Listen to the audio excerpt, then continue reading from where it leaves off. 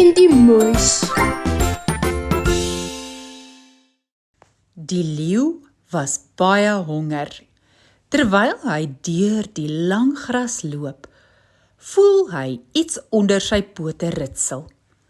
Hy steek een van sy groot pote uit en hoor 'n piep.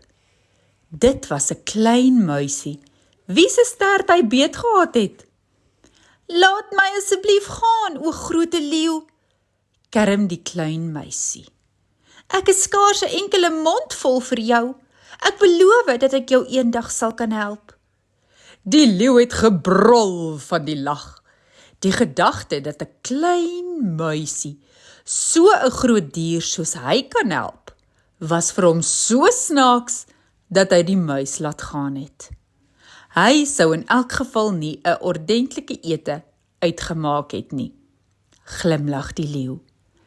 Die muis het weggeskarrel en vir die leeu geskree. "Ek sal nie my belofte vergeet nie."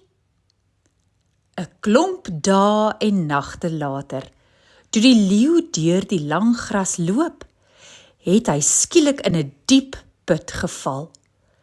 Iemand het 'n net oor hom gegooi en hy het hulpeloos daar gelê. Dit was 'n groep jagters wat hom gevang het. Hy het gewoel en gewikkel, maar hy kon homself nie loskry nie. Die jagters het gelag vir sy penarie en geloop om 'n wa te gaan haal, waarmee hulle die groot leeu na hul dorpie toe kan terugdra. Terwyl hy daar lê, hoor hy 'n fyn stemmetjie by sy oor. "Ek het jou beloof dat ek jou eendag sal kan help." Dit was die klein muisie. Hy het dadelik deur die tou begin knaag waarmee die leeu vasgebind was. Hy het geknaag en gekou en geknaag en gekou. En uiteindelik het hy dwars deur die tou gekou en die leeu bevry. Hy het met 'n groot sprong by die gat uitgespring en toe omgedraai om die klein muisie baie saggies uit te tel. "Ek sal jou nooit vergeet nie, muis.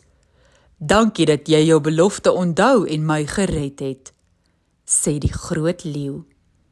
So het die klein muisie die groot leeu gehelp. Die een diens is mos die ander werd, of hoe?